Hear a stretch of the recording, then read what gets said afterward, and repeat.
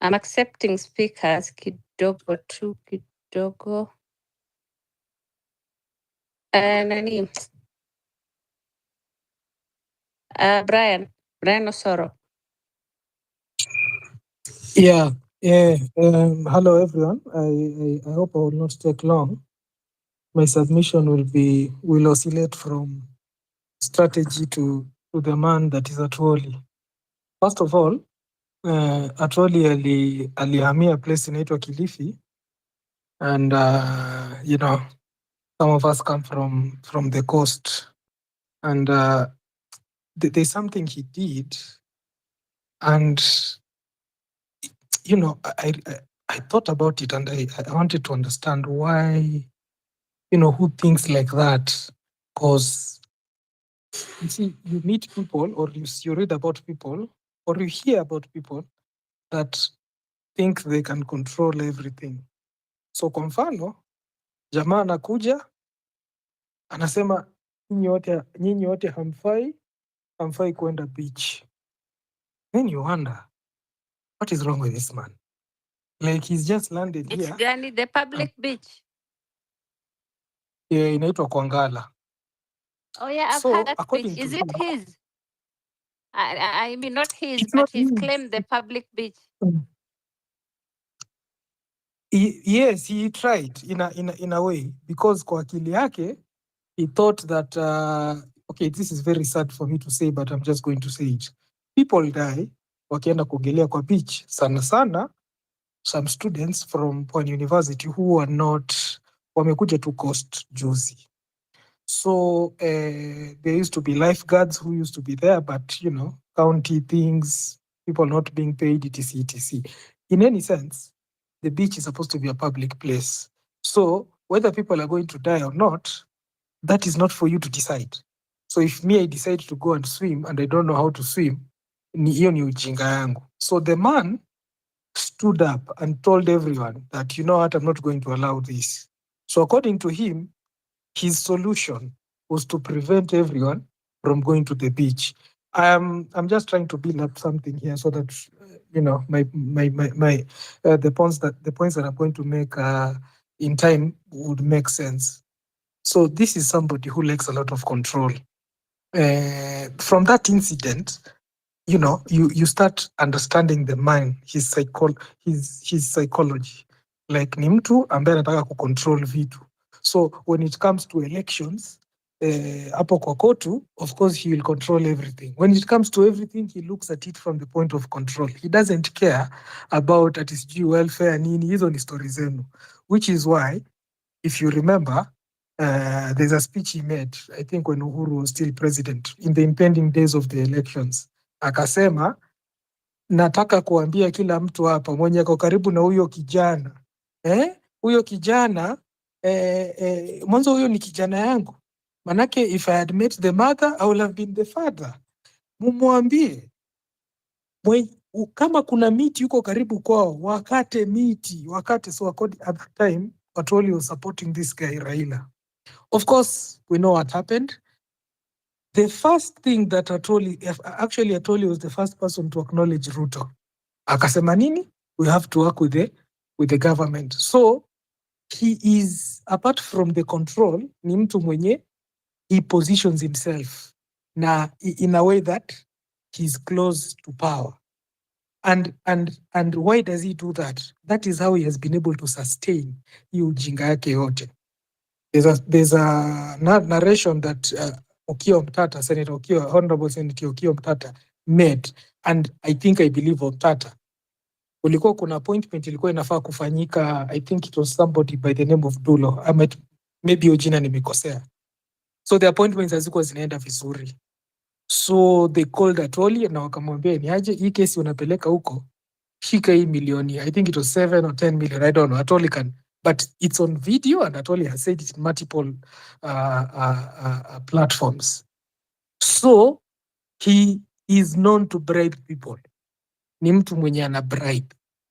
Sasa, I don't know if people remember, there's that judge in Uganda mwenye alikuwa anafanya kazi for the UN. Alikuwa na mfanyikazi hataki kumlipa. Sasa I don't know how it was known, but it was known. And when it was known, the cops came na wakamwambia, but according to this country, service is supposed to be paid. If service is not paid, hii ni slavery. So that lady, I think amefungwa sahi. And the UN does not tolerate that.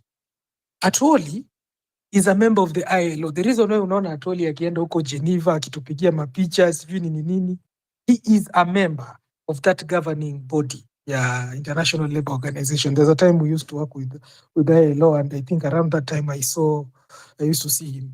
I did not understand what he was doing there until, we were acquitted, why court was there and etc. But the other thing I noticed is that yani hiyo kitu ni important sana kwa Atwoli, that ILO thing.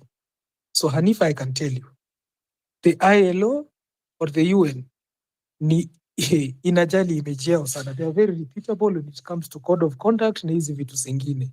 Ukijulikana you're a briber, ukijulikana wewe yani ni mtu tu kona mingi, ukijulikana like you are not of repute, you are somebody who is, as some of the stories that we hear, that hufai kukua kwa hiyo body.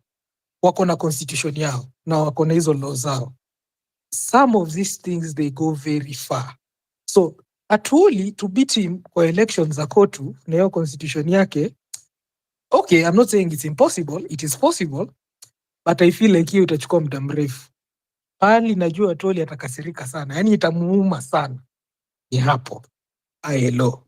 Yani ijulikane yani vile atatoka pale, na mimi nafikiria you are very good at writing etc, uhamasisha, putting all these things there and the pressure. He will not cave in Kenya because in Kenya he can buy everyone, but I can promise you when that thing ikianza kufika Geneva, when all these stories zinaanza kufika their fellow trade unionist, boss, hiyo itakuwa aibu sana. Ataambiwa bwana, wewe hebu kaa tu kidogo, we look at some of these stories, because the guy has things that he has done. I can promise you he cannot be employed in any serious country, hawezi. So that was my submission. Mimi I foresee threats. Usiogope, hizo ni vitu zenye watu wanatumia hapa, ati sijui lawsuit sijui nini. Kuna time alisuu jamani tonga Kazungu Kambi, he was the Minister of Labor at the time of I think it was it Kibaki or what, because of some kuna venye Kazungu Kambi wanted to do things, he was like no, we are doing, he is obsessed with power and control. So ukitaka kucheza na yeye, according to mimi vile nimemwona, take whatever it is that he thinks is very important. If you do that, he will even ati atoke hapo hello sijui na nini hiyo aibu yote, I can promise you he will resign. Yeye mwenyewe tu atajitoa. Yeah, manake kama swali itaulizwa, huyu mtu yani ametolewa na hawa vijana hawa majenzi, the same court members will even, sometimes things happen and then you wake up like in Kenya we learned that when they took us these Britons walitupeleka kuwasaidia kupigana na hao wazungu wengine during the World War, and when we saw that they are actually weak, they can actually die, they are actually afraid, when we saw that tukarudi na maumau. Sasa hapo ndo ikajua hapa hawa watu kumbe ni kama sisi. So some of those members wa kotu, and I think they are there, when they smell blood and when they see that kumbe huyu jamaa kama hao vijana wanaweza mweka chini, sisi je? So that will be my submission. I don't want to hog the mic. Thank you so much, Brian. That was brilliant. Thank you so much. And yes, like I'm feeling hopeful. So we go with ILO. ILO. That is my mission and our mission from tomorrow. As anything that is possible, literally anything that we can do that will impact any meaningful change. I mean it. So I've noted everything you've said, and I'm noting everything everyone is saying down. And whatever strategy it is anyone is suggesting, we're going to work on them one by one. I'm seeing you're raising your hand a lot. I don't know, is your name is I show brains or is it Clev? Hi, Clever. A Hi, minute. how are you? I'll give you a minute. Oh, okay. All right. Can I be heard? Yeah, you Am can I be am heard. I audible? All right. So I've had the last two speakers speak, and thank you so much for your contributions. But first of all, I'd like to insist that we have no other country. I would love this activism for sending emails and all that. You know, it's all cool. It's all sweet. It could work. I don't know. You know.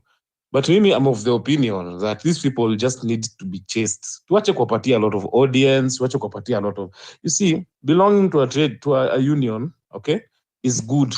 Protect ukiwa kazini. You understand? But other than them taking your door under the guise that you'll be protected when you're in trouble, hapo ndio kuna disconnect. I don't know why people have taken that BS for all this while. No. You can write and request that your deductions are no longer sent there. If they continue deducting, there are channels you can use. But at this point, I don't know what systems work in this country. At this point, mimi ni mtu wa ban it. Unaona? Hizo vitu wameiba hata kama wataki kurudisha, heri tu vile tunazichoma because me I'm tired. People, as in every day, you hear Americ saying he has people in his inbox. It's crazy, seeing those things, seeing that there are more than 1,000 people every week who can text you, telling you watumie ka 50 bob wakule kitu. I'm telling you, people out here have nothing to live for. They have nothing to live for. So sembuse kukufa, tuache kutishwa na hizi maneno ya sijui nini. Let us stop. Let us try and think more practically about how to solve these things here, so that when this guy is gone, I just shared comments hapo. Most of those was I that were seated there. They live in Makongeni and Jericho. They are very ni wazee wanasafa. When you go for the head of the fish, hizo parts zingine don't even fight back. Me, I'm telling you, we go for this head. We find ways. We strategize on ways of removing this head. So far, the suggestions make a lot of sense. I understand. Don't know which ones will work. I don't know which ones won't. But I'm supporting anything towards removing this guy. If we remove this guy, our sisters who are working in the flower farms will you know I'm sure of what will happen once is gone. Everything else is hypothetical. So I'm requesting that please we stay true to the cause. Strategies za kutau jamaa zote including the ones zenye tunaenda huko, na tusiogope Digo Road. Hata hao watu wako hapo nje wanaumia. It is not as though when we go to eject Atwoli from office, the people in Gikomba will fight us. We have never got there to ban their businesses. We are going to remove somebody from office. I mean, I will show up, just like I've shown up for all those mandamanos. I'm a small account. I may not post my photos for everyone to see. But if I have to, I have been there and I will still be there. So there's no reason why we should refuse to go to Digoro and NSSF. If you are going to disrupt businesses, that NSSF is a disrupt. So it is not disruption of other people's businesses. You need to understand that those businesses that you're trying to disrupt are already disrupted. The people sitting in these offices for 60 years are already disrupting these biasharas. So we need to get away from this mentality ya kuogopa kudisrupt other people's biashara. That's not what we're going to do. We're going there with the primary objective. We go, we do it, we leave. Hakuna tulienda tukamandamana town. Kuna duka ya mtu tulibomoa. We didn't bomoa anybody's shop. So watu wa kubomoa duka wako, those ones are there. And that is now what we're going to have a wing yetu yenye na prevent that one from happening. Unaona, if the cops will not do it. But our main intention is not to go to people's businesses to disrupt them, kwenda kuchoma duka ya mtu. That is not what we're going to Gikomba to do. We have a target. Can we stay focused? Thank you. Yes, thank you. Thank you. Thank you. Fatuma, kindly mute your mic and takupea. I think we have two speakers first. They'll speak for a bit and then I'll give you the mic. Thank you. So thank you, Clev. I hear you. I hear you. And trust me, this is not just a Twitter fight. And I'm genuinely so invested in this.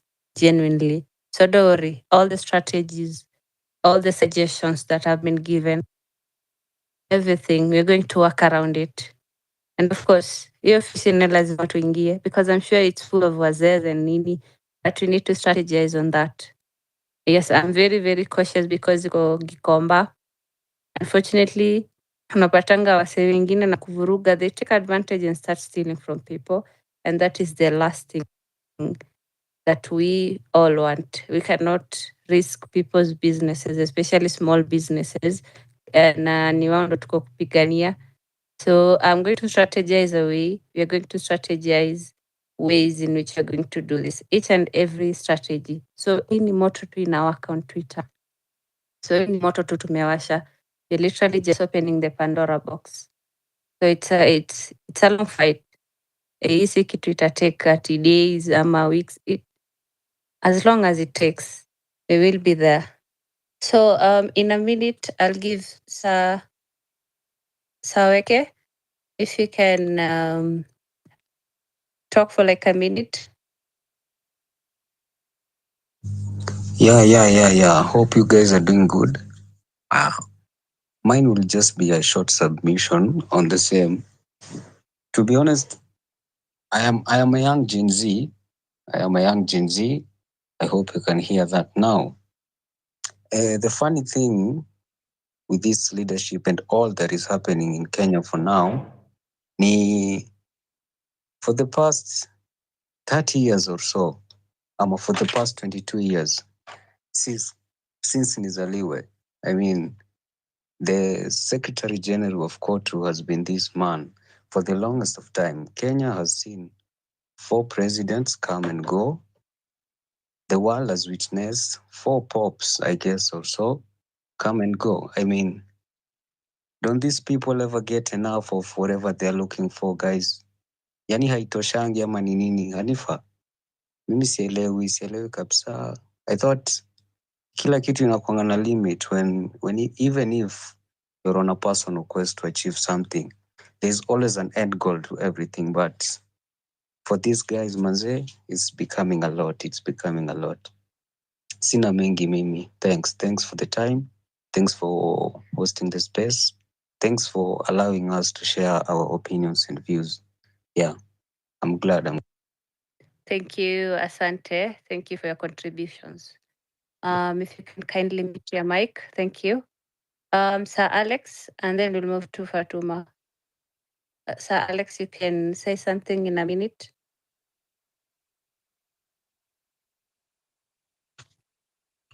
Hello, good evening, everyone. First of all, I'd like to say I'm Alex Acheng from the Lakeside. And from the Lakeside, you see, Atwoli to retire. There is no way one man atakuwa at the helm of something for almost all the years that I've been alive. Don't you think we need a change on that? We need to change on that. Actually, as we root for Ruto must go, we must also root for Atwoli must retire, because these people are the same. At sometimes I think that Atwoli is the source for Raila saying, mimi bado ni mdogo, because as he sees, anaona wazee wenzake bado wako kwa power. So they don't want to leave it. And I've come to realize here in Kenya, lazima watu, they have to be pushed. Like tumefika kwa ukuta. We just have to push these people to leave these vacancies so that tukuwe na overhaul kwa serikali. And it starts from us. And allow me to say, Anifa, asante sana ku hold this space so that consolidate hizi views zetu. Mi nasema Brian Osoro alikuwa amesema kila kitu nilikuwa nataka kusema. But one thing that stands out, let the war come from ILO. Pale ndio kuna big deal. Pale is the everything. I remember studying in history time ya TM Tomboya akiwa ana head union ya labor. Nilikuwa naona anapigia rights za watu, ukiona kwa book, Tomboya did this, Tomboya did that. I don't know, 1,000 people flown to where, courtesy of Tomboya.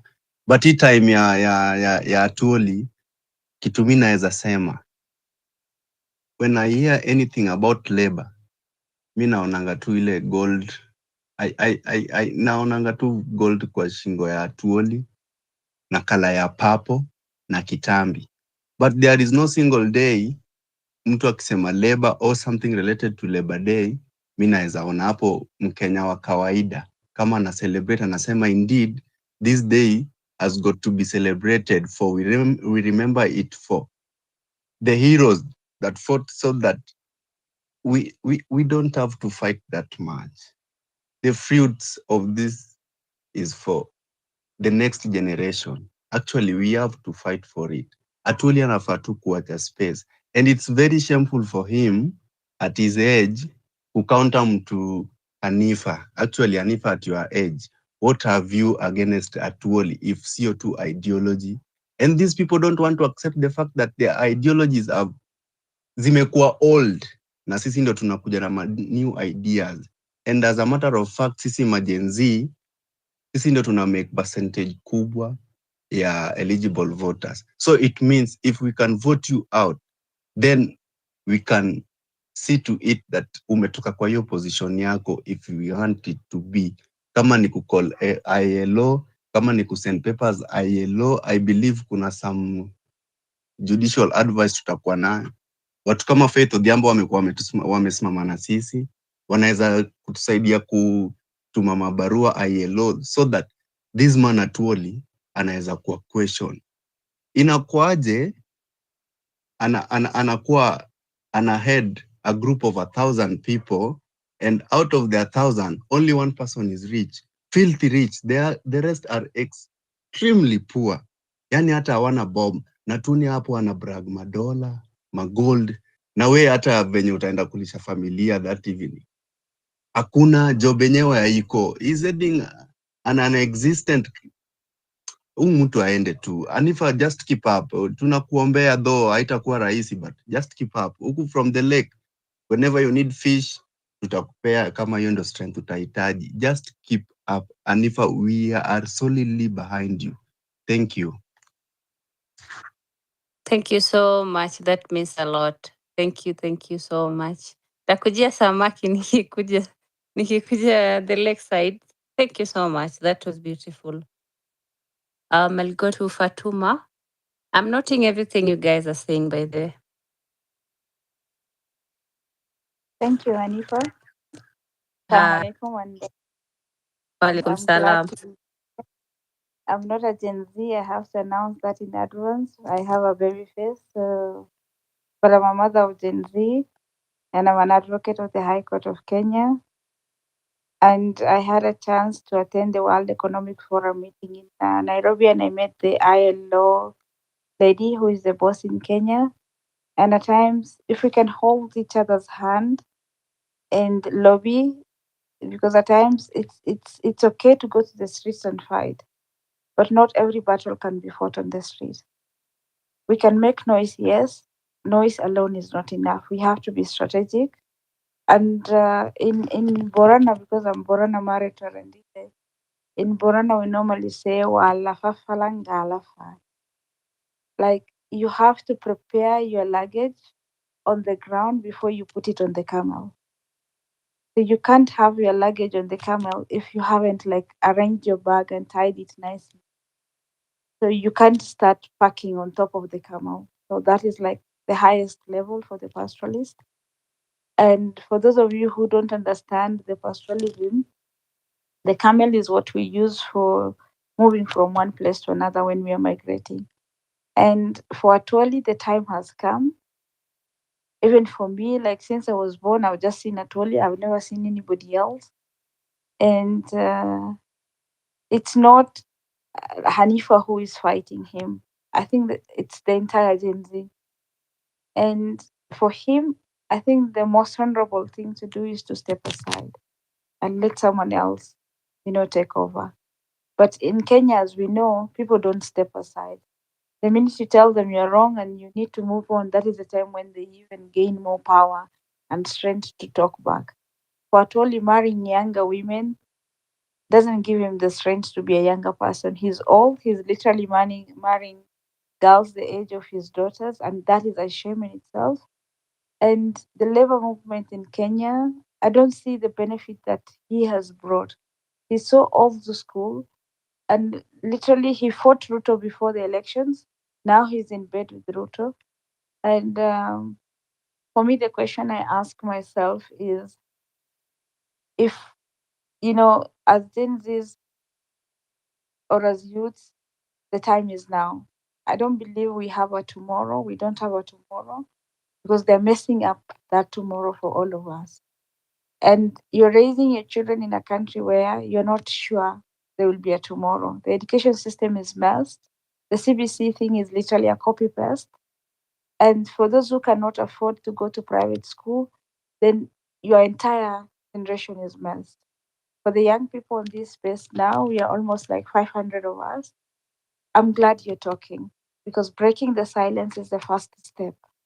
Atwoli was so big with his gold chains and everything and the connections, and even being big at the global level, but he's too small for the 75% of the population of Kenya. I'll give an example of Nick Mwendwa because I'm a footballer and I'm so much invested in football. I use it for social change. We call it shoot to score, not to kill.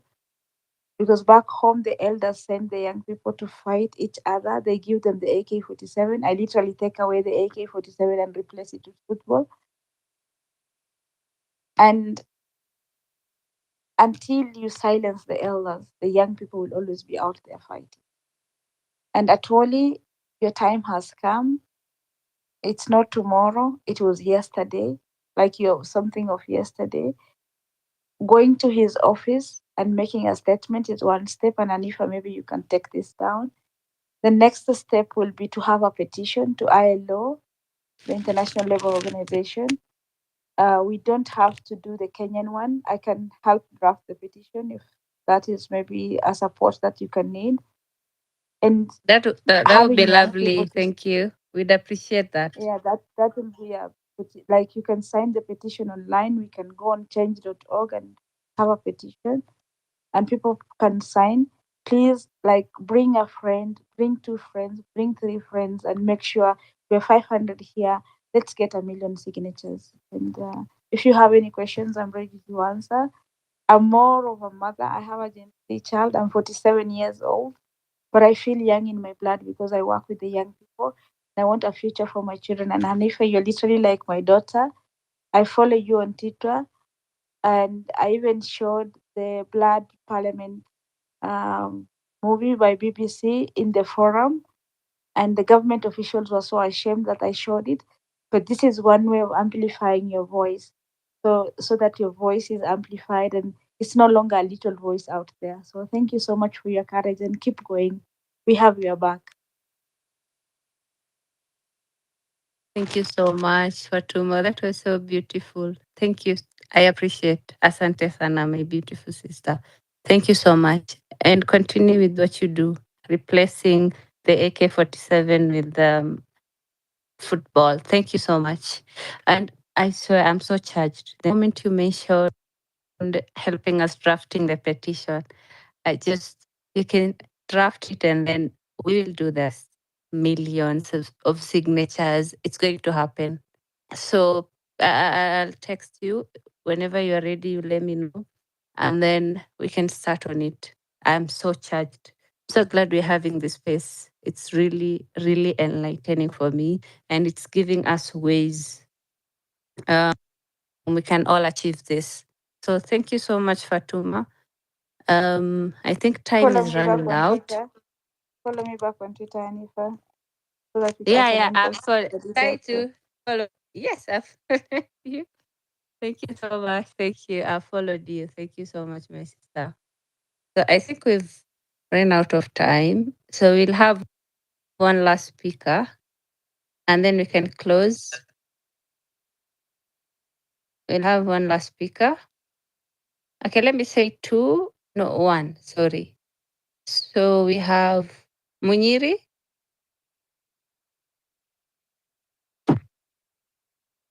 Hi guys, can you hear me? Yeah, I can hear you.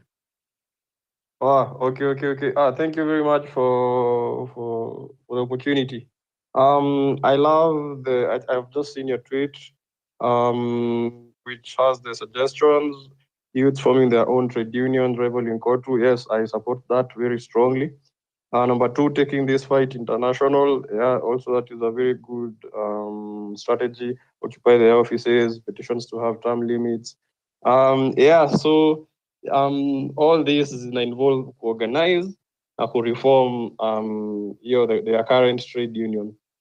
Yeah, so people like Atwoli are what are called labor aristocrats.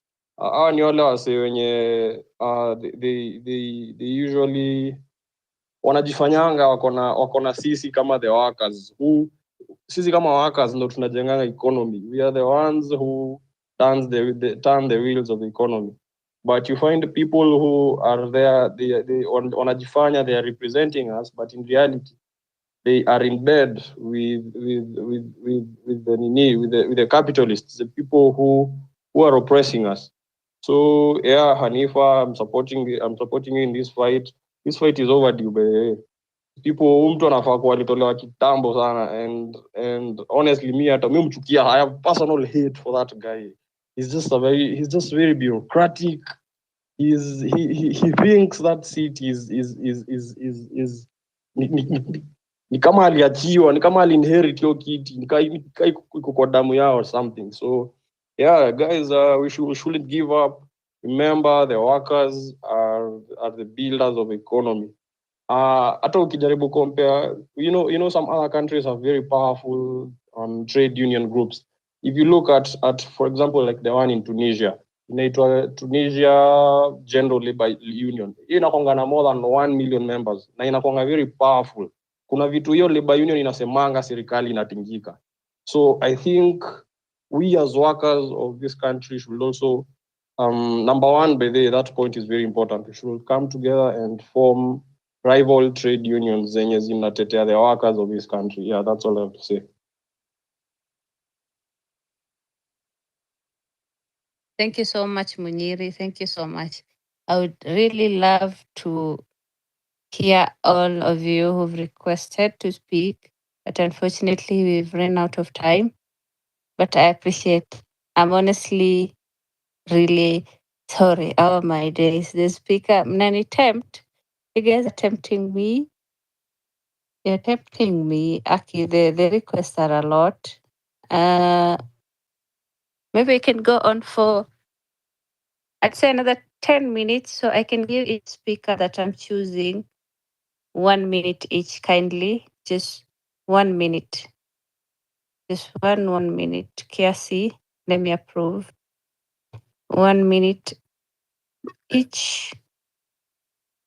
Abdurrahman, you can start. Also, I'm trying to give you the mic to Mzansi Kiasi. Yes. So, Abdurrahman, you can speak. And then Mzansi, I'll add. Okay, so I've added. If you can take 1 minute each, would be nice. Okay, Abdurrahman, unasikia? So yes, I can hear. Can you hear me? Yeah, nakusikia. Assalamu alaikum warahmatullahi. Wa alaikum salam wa rahmatullahi wa barakatuh. I want to say good evening to people. I want to say that I stand in solidarity with the resolutions that Hanifa has written on her TL. I support that youth form their own trade unions that will rival the non-effective KOTU. Then we take the fight obviously internationally, and we occupy the offices, and we petition so that we have term limits. But I want to say this: there has been a politicization of the union of the KOTU, whereby the top leadership spend more time in forming alliances with the governments of the day. It is on record that Francis Atwoli has come out to say that he's a lifetime member of KANU, and he's very proud about it. He that means he's been an ally of Moi, an ally of Kenyatta, and now we well know that he was part of the handshake that messed up this country, and their role was to ensure that Ruto never got presidency, and we know his home in Kajiado always was used as the center of power. And just when they were outsmarted, he came out and he had the handshake with the current president, and the workers' affairs up to now have never been worked. Have never. They keep day by day. The documentaries that get exposed of GBV and sexual assaults on workers, especially in tea picking farms and other areas.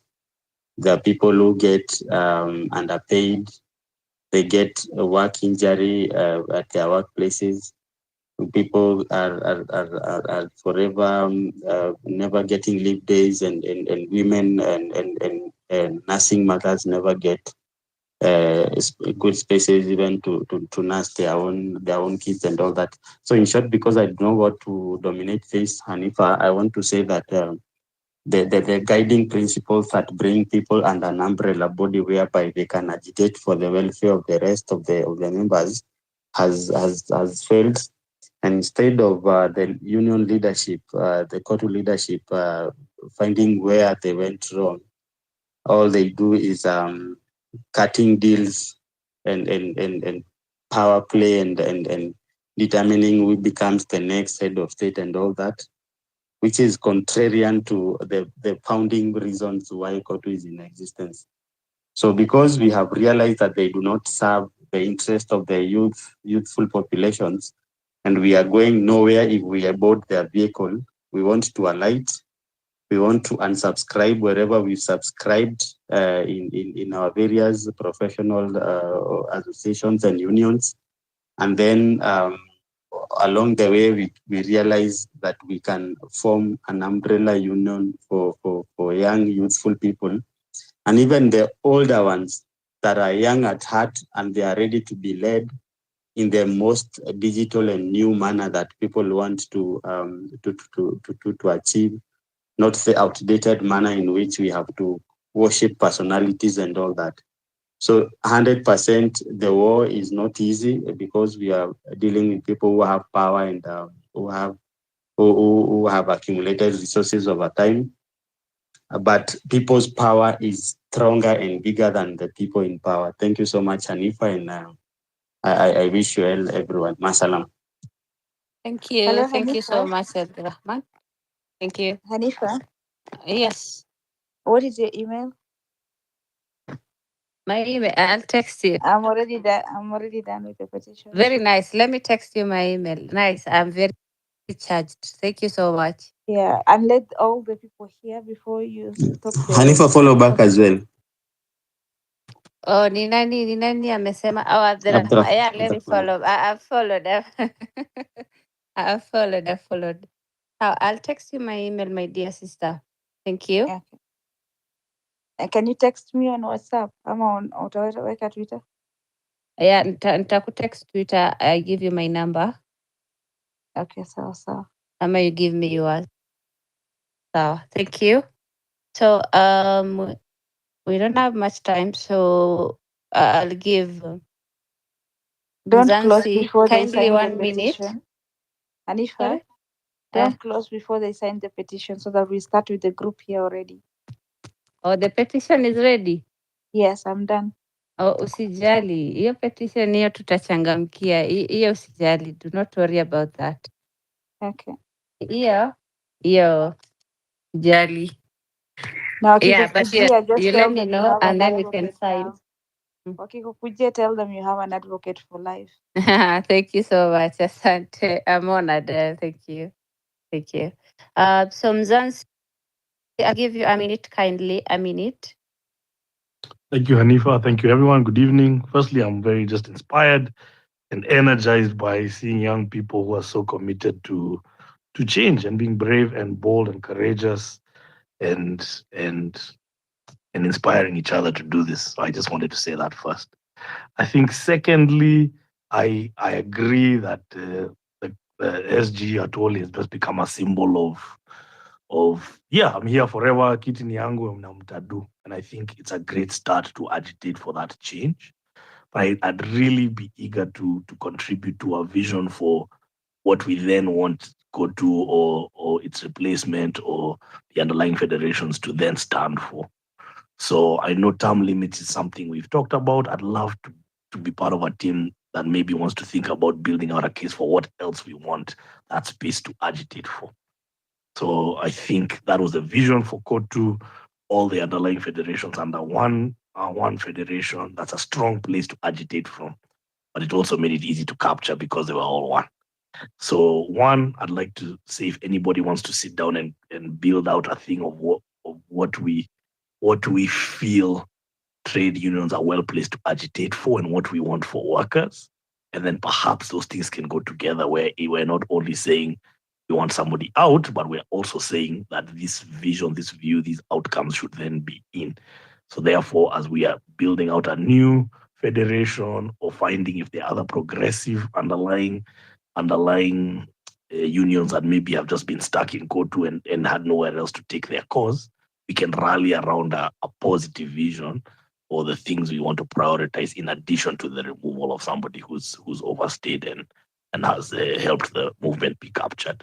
So I hope that's a bit clear. I'm happy to work with anybody on that. I'm not an expert, but I'm sure between us we can put things together and I probably have some networks who can contribute to this thinking. Thanks everyone. Good night. Thank you so much. Thank you so much. Asante. Asante. Anifa, sorry, acha Ah, ni disrupt kidogo before I forget ya. Sorry, kidogo tu. kidogo kuna time Hiyo, okay. kidogo Sawa tu. kidogo.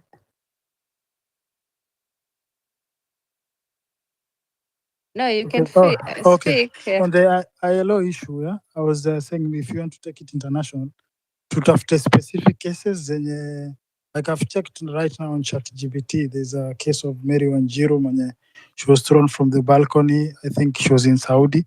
Those cases to highlight, alafu to highlight Kotu's complacency. They did nothing to make sure that either these workers got compensation or justice. Then we compile cases from everywhere, just around the globe. Then our workers have been mistreated and Kotu did nothing about it. So that when you are targeting ILO, we show that Kotu haijakuwa defend our workers out there. So we just build like cases, then we highlight. I think that will be better if you're going the international route. Thank you. Sorry to interrupt, Actually, thank you. ILO is a dead organization. Where have you heard ILO even entertaining anyone? ILO yenyewe is a dead organization. The fact that they've entertained Atwoli sitting there since 2001 should tell you something. Usijali. Kazi yetu ni Hizo kuifufua. vitu If zilikuwa it's dead, zina happen. tutaifufua. We are indifferent. Usijali. I think Tunagonga kila kona. Dori, Hanifa, we tunagonga don't kila see kona. Hanifa, we don't see how powerful ILO is until you go to a meeting like the World Economic Forum, which is happening in Kenya for the last 7 days, and you see ILO sitting with Alfred Mutua, ILO sitting with the PS for youth, and they occupy the high table. They're the only ones who are allowed to speak, and that is when you know how powerful they are. And that is why we need to use like a language they understand to be able to petition them, to be able to deal with them, because like taking to the street alone will not scare them because they have the numbers in their union, but a petition is going to hit them below the belt.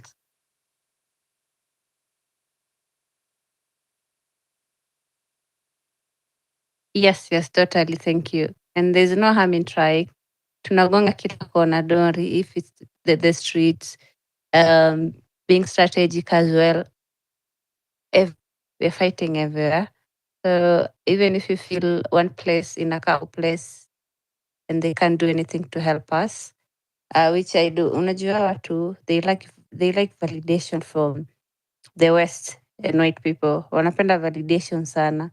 So where we hit them the most ni hiyo story ya Maju. because that is literally what they all care about. Adori, see moja, you're not focusing on the ILO fight alone. Namgonga kila kona, even occupying the offices, of course.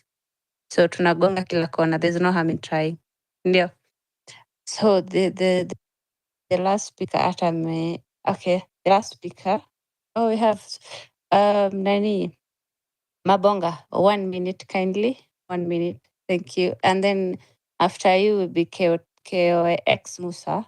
Kindly 1 minute. Thank you. Okay, thank you so much, Hanifa, of course, for having this space and for the good work you are doing, especially on going so hard on that Nyororo man. You know, it's so absurd that when I was 3 months old, 1 year, 3 months old, that's when Atwoli was first elected as the Secretary General for Kotu. And today I'm 25 years old. The guy is still holding that position for this long, and of course, he still wants to go for another term of 5 years. So probably I'll be turning 30 years when Atwoli has been serving Kotu, and we have no change. There is nothing. Workers are crying every now and then. Actually, it's so obnoxious. And so personally, I and my team, and of course, I'm having Wakayo here and Akina Brian. We are really behind you, going to support you in whichever way we can do to ensure that Nyororo man serves an example to the rest of the oldies who thinks that the position they are occupying, they are hereditary. Those positions are not hereditary. Yep. You saw what exactly happened yesterday at Were's funeral. There are some people who are suggesting that his son should inherit that parliamentary seat. So you wonder, like, this position we're having in this country, all the way from court to political positions, are they really hereditary? So we really appreciate for your effort. You know, I don't know much about petitions. I know Okayo will speak about that for the next 1 minute, but we are ready to support you and to support anybody who is fighting for the good cause to ensure that we have a better country. Okayo, ongea na watu wako bwana dakika moja. Asante. Hello Anifa and hello Nyie everybody. mnakwanga pamoja kila mahali. Which is good. Tulikuwa safari. Yeah, you guys are doing good job. By the way, you guys, we appreciate you. We see you. We appreciate you. We see you. Yeah. Asante. So on this Atwoli must go. I think we told you yesterday. We're in support. And should you have any plan, and nimesikia hiyo story ya nini, nimesikia story ya petition, we can all bring our hands together and our heads together to at least consolidate all that we have and all evidences and everything. I mean, we have to do all it takes to ensure that we clean the system. The system is not only one person. The system is rotten everywhere. So we have to ensure to may attack from all corners and that all fronts are settled. So thank you for the good work you're doing. Thank you to everyone else who's contributed and has weighed in on the issue. And we hope that ultimately we're going to get a solution and that all of us are going to be happy at the end of it. And this will bear fruits. Thank you, everybody. Good night. And thanks for continuing the conversation. Otherwise, Nyororo man must go. Must go. Thank you so much. Thank you, Mabonga and Joshua. Thank you for the great work again. So our last speaker will be KOX Musa. Unansikia? Sorry guys, hatuna time. So this will be our last speaker. Oh, umetoka tena. I need to add you.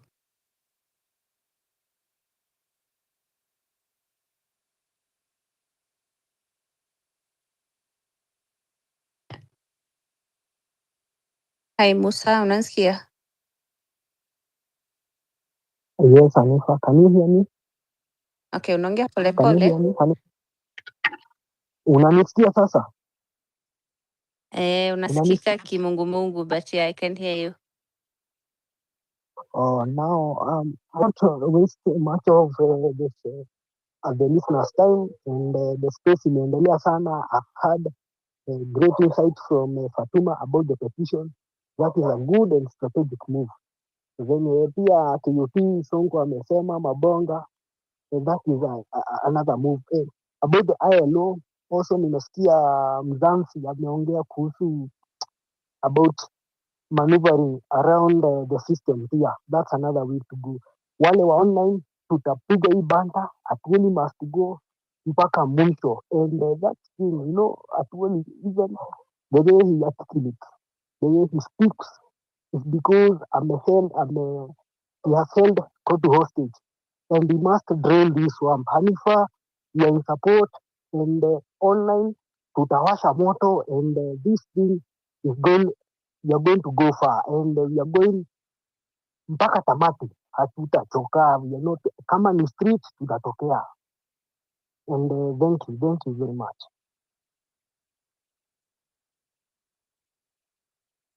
Thank you so much. Asante sana. I'm so sorry, guys. Unfortunately, can't all speak today, but we're going to find another day and have a long, um, sorry, tutaongea sana next time. Sorry. So thank you so much for joining this and for being in this fight as well. It means a lot. I believe I was just a catalyst with Atwoli, and my article didn't even say anything malice driven or it was too soft for him. So I believe it was a catalyst so we can get this guy out. I don't care how long it takes or what happens. Last year showed us that we can dream, that we have the power. Sisi ndo tuko na power. I don't care. We can create these miracles ourselves. Hizi ni vitu tunaweza jifanyia. So what I've learned is to always be consistent and fight. So it usually looks so hopeless until you just wake up one day, you look back and you wonder, you marvel at the kind of history you've created. Like each and every one of us in our own spaces. You see, I'm so happy and mi huwa nawapenda by the way. Kama una mtu kwanza amekwambia nakupenda, you can hear it for me today. Najua hata mna watu so wenye hawana so I can hear for me. Mi nawapenda manze. Sawa. So you guys don't give up. Don't give up. This fight is ours to win. Sawa. This fight is ours to win. The victory is ours to take. Hawa si wataanguka. It doesn't matter how long it takes. It's a marathon. Msi give up. Sawa. There's a lot of things going on. Nini. So don't give up. We'll win this fight. We will win. Acha wengine ile sauti yangu ya polepole juu inakwanga genuine. The slow motion voice. I'm very, very genuine right now. Don't give up. We will win. Kwanza mzee mimi. Mzee tutamtoa alafu tuchukue manyororo zake za gold. So you guys keep doing what you're doing in every space. Each and every one of you matter. Sisi big wig hata tunakuanga tuna kelele mingi, but it is the majority. Unaona hawa majority wengi, the hashtag is trending because of I meant minority. We all validate each other. We give each other hope. We are there for each other. Nacheki. In solidarity, we are all we have. If there's something the system is doing consistently, and to me, Kwanza, the system is after me. The state is after me in so many ways.